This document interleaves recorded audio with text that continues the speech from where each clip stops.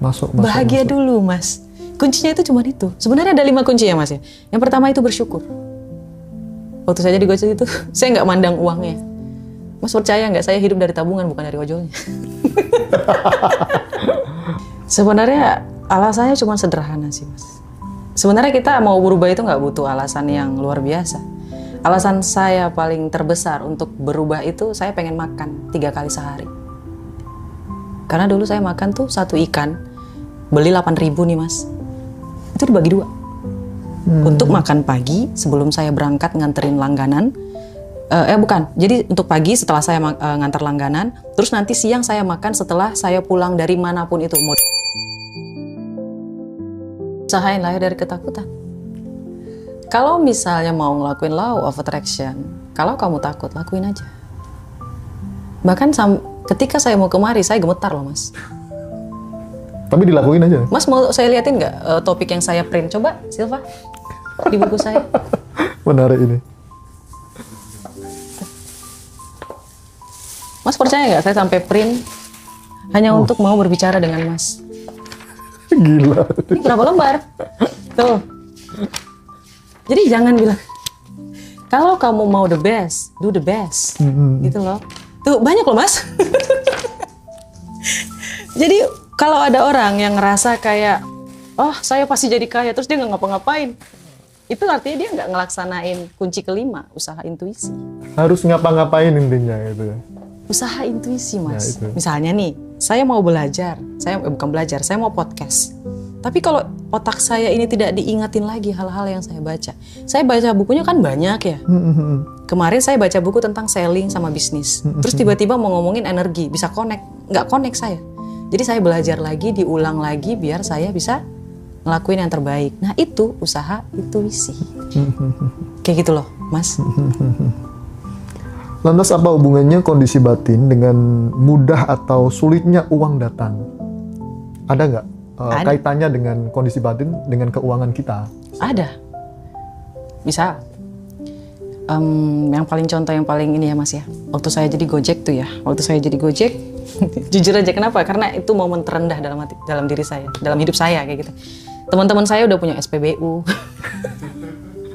Ya teman saya udah luar biasa, udah jadi diplomat di daerah di negara Jerman kayak gitu. Teman saya udah kerja jadi supervisor, udah hebat lah intinya kayak gitu. Dan saya masih jadi ojol. Dan ketika saya jadi ojol mas, yang saya lihat selalu uang. Yang saya hitung selalu uang. Saya berpikir kok uang saya dikit ya, hasilnya dikit ya. Dan saya berfokus sama sulitnya mendapat uang. Karena saya kesulitan mendapatkan uang. Akhirnya saya berpikir bahwa uang itu sulit untuk dicari. Ternyata salah. Mas tahu nggak? Nah ketika saya mulai nyadar, wah kayaknya saya nggak boleh deh berpikiran uang itu sulit. Uang itu hanyalah angka sebenarnya. Saya hanya tidak terbiasa memegangnya. Kalau misalnya saya terbiasa megang 50.000 sampai 500.000, maka bagi saya uang 1 juta itu istimewa. Oke. Tapi ketika saya terbiasa memegang uang 1 juta, 3 juta, maka 5 juta terasa istimewa. Oke. Nah, kala itu saya mulai berpikir mas, oh ada yang salah di sini nih. Ya udah, saya biasain diri untuk mulai bahagia. Saya mulai joget-joget tuh mas, ketika mau nganterin pesanan nih. Halo, selamat pagi. Silakan ibu pesanannya. Saya mulai kayak gitu selama 6 bulan. Mau dia ngasih tip apa enggak, mau dia marah atau enggak, saya tetap baik. Selama 6 months. Iya, karena saya ngerasa kayak saya bekerja, bukan masalah uangnya. Nah, ketika suatu hari saya udah mulai nih mas, mengulang identitas lama dan diperbaiki, saya isi ulang dengan afirmasi, right? Ya kan, diisi ulang dengan afirmasi. Terus setelahnya saya berpikir lagi, ya Allah ya Rabbiku, enak kali ya kalau aku kerja, gajinya itu sekitar 7 jutaan. Lebih dari UMR. Enak kali ya Allah kerja kayak gitu. Kerjanya cuma 2 jam. Nggak ngapa-ngapain setelahnya. Aku bisa ngonten setelahnya. Oke. Ya Allah enak kali kayak gitu. Jadi pengen deh. Terus ngebayangin saya kayak gitu mas. Mas percaya nggak? Seminggu kemudian saya diterima kerja. Keren. Karena saya ngerasa saya sudah mampu untuk menerima gaji segitu mas. Padahal 5 tahun saya nganggur. Gimana ceritanya orang nganggur 5 tahun terus tiba-tiba diterima gajinya lebih dari UMR kayak gitu. 5 years. Ya 5 tahun nggak ngapa-ngapain. Bahkan dari ojol terus tiba-tiba kerja diterima. Kalau menurut saya itu nggak akan mungkin terjadi kalau tidak ada campur tangan keajaiban di situ. Oke, miracle ya. Ya. Terus tiba-tiba waktu saya tanya kenapa Bapak nerima saya, bahasa Inggris ya Mas ya, soalnya saya kerja dulu di perusahaan asing. Iya.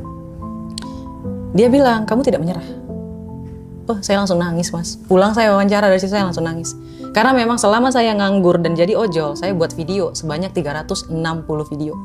Setiap hari saya ngasilin video. Dan itu masuk dari penilaiannya ya?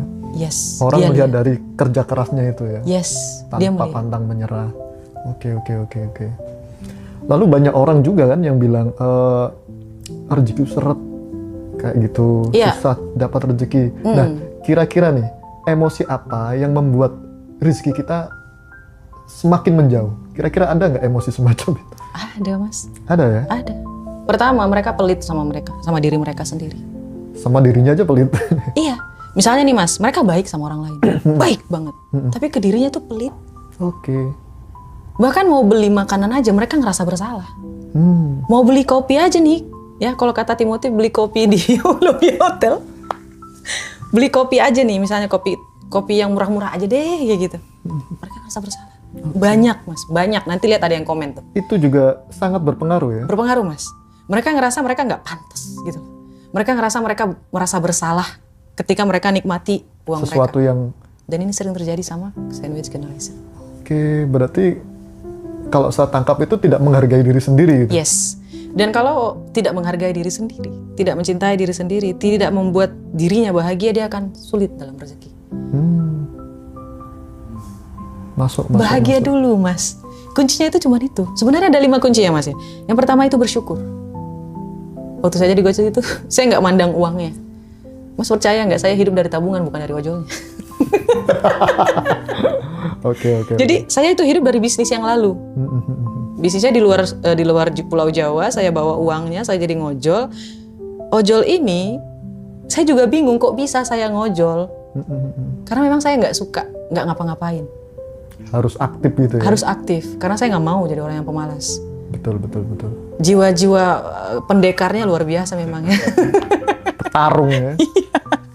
Bisa dicontoh ini teman-teman, sesuatu yang sangat luar biasa ya. Mereka ini Kak Roma ini petarung. Kalau bahasa Medan ya? Iya, Roma itu artinya datang lah. Nama saya aja lah. Kalau panggilan mbaknya di Medan apa? Uni? Enggak. Apa? Itu Uni, sekretaris saya itu. Oh, Uni. Iya. Oke. Boleh. Kakak, kalau di kakak ya. Ito, kalau orang Batak bilangnya Ito. Lantas bagaimana nih Kak, cara kita untuk berdamai dengan uang secara batin? Pertama, definisi uangnya harus diperbaiki. Definisi uangnya harus diperbaiki. Uang itu mengikuti siapa kita. Uang itu mengikuti siapa kita. Kalau kita mau uang miliaran, kita harus jadi orang yang value-nya miliaran. Kalau kita mau uang miliaran, tapi otak kita berpikir dari mana ya uangnya? Kayaknya nggak mungkin lah bisa kayak gitu. Kayaknya ngapain ya? Kayak gini, nanti kayaknya nggak sanggup lah. Jadi banyak halangan gitu loh Mas. Dan dia nggak bisa melihat dari mana uang miliaran ini datang. Oke. Kalau misalnya nggak bisa ngelihat, jangan ditutup. Ya Allah, saya mau uang miliaran, terserah mau dari mana ya Allah, yang penting halal. Dah gitu aja doanya. Kalau menurut saya Mas ya, itu betul loh. Lalu bagaimana caranya kita untuk merasa berkelimpahan tapi tidak palsu? Banyak kan sekarang yang tapi semua palsu.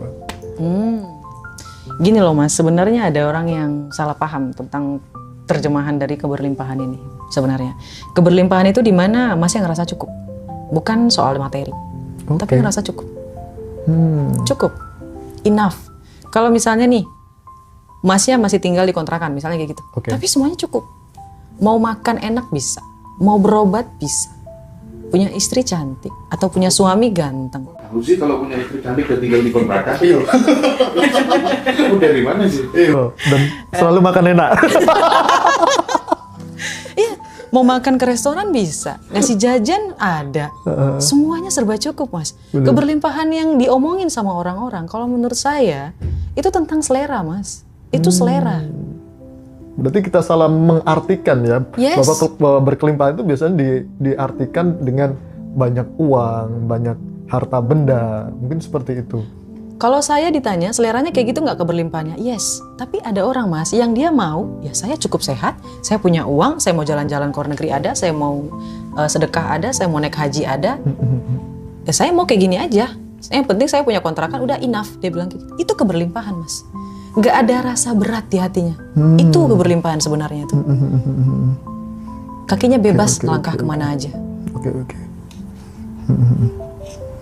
Tapi banyak juga orang yang disuruh merasa cukup, tapi batinnya masih merasa lapar, merasa hungry, kayak gitu.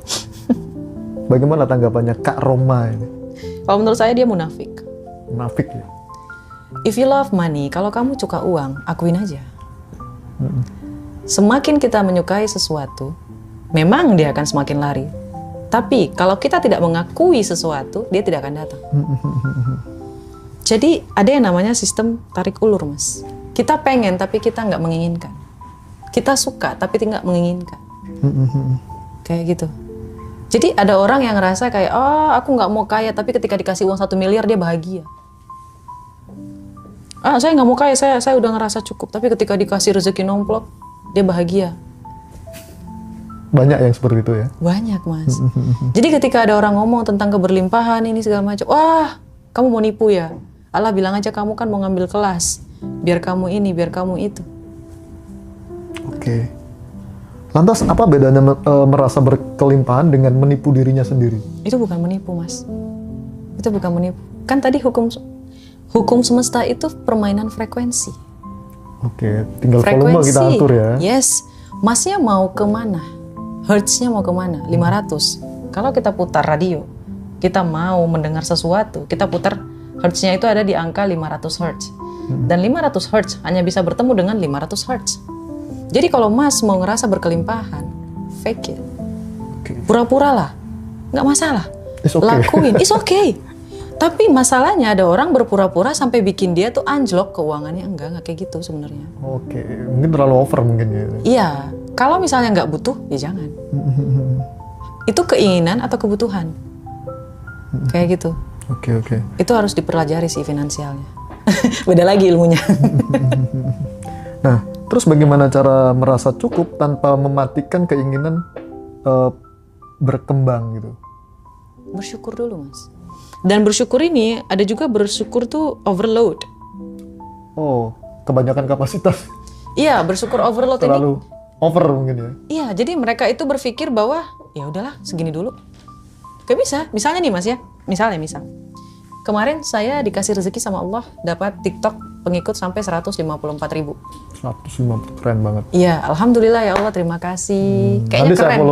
Iya. Terus saya berbicara kayak gini, alhamdulillah ya Allah, terima kasih atas rezekinya, TikToknya dapat 154.000 follower.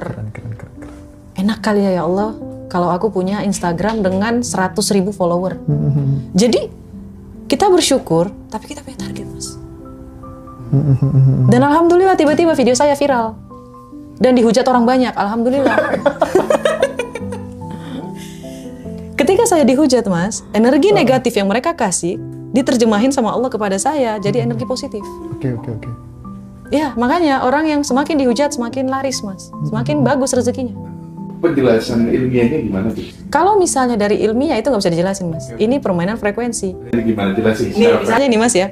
Frekuensi itu berasal dari otak diri kita, right? Dari otak kita sendiri, bukan dari otak orang lain.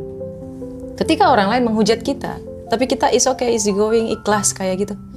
Yang sampai ke kita yang mana? Yang nyampe ke kita itu energi positifnya. Mereka negatif nih mas, nyampe ke kita misalnya gitu, bukan negatif, tapi jadi positif. Karena masuk ke kita. Itulah kenapa Allah kan melarang kita untuk menceritakan orang lain. Berkatalah yang baik daripada berkata yang buruk. Ketika kita berkata yang buruk, hati-hati. Kita menceritakan misalnya nih, lihat deh itu suaminya nyelingkuhin istrinya, terus tiba-tiba dia yang diselingkuhin. Itu fakta loh mas. Nggak akan mati seseorang sebelum dia diuji dengan apa yang dia bicarakan. Oh, berarti imbal balik ya? Berarti ketika kemudian kita menghujat orang lain atau kemudian kita itu membuka aib seseorang secara publik, itu sebenarnya kita sedang mendownload supaya kemudian terjadi pada diri kita. Yes. Mas, saya kasih contoh ya. Tapi mohon maaf, terserah deh mau dikata apa enggak. Cuman saya mau sharing aja. Ada salah satu contoh. Dia seorang aktivis dulu. Sekarang dia jadi menteri. Dia aktivis anti korupsi. Dan dia jadi menteri sekarang. Dan dia melakukan korupsi. Okay. Waktu dia muda, dia anti korupsi. Tapi ketika dia menjabat jadi menteri, dia jadi koruptor. Awalnya ngatain dulu ya? Yes, karena dia, benar kata Mas ya, ngedownload. Makanya kalau kita ngeliat seseorang, misalnya nih kita nggak suka sama seseorang, kita berdoa aja, ya Allah ya Rabbiku, mudahkanlah dia agar dia bisa berubah. Jauhkan aku dari dia agar aku tidak terpengaruh sifat buruknya. Kayak gitu aja mending doanya. Tapi memang ini penting sekali Mas Rozi, karena banyak sekali orang yang dihujat, orang yang didolimi, ya orang yang dibongkar aibnya, itu justru malah naik level secara kemakmuran gitu loh. Jadi ini penting banget gitu supaya jadi pesan buat semua gitu. Yes. Oke. Itu faktor Mas.